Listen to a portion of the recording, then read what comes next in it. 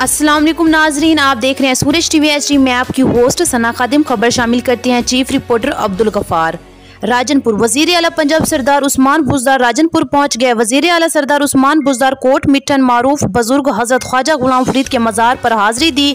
मज़ार पर फूलों की चादर चढ़ाई और फातिहा ख़वानी भी की। वजीर आला सरदार उस्मान बुज़दार मज़ार पर मुल्क की तरक्की और अवाम की खुशहाली के लिए दुआ की।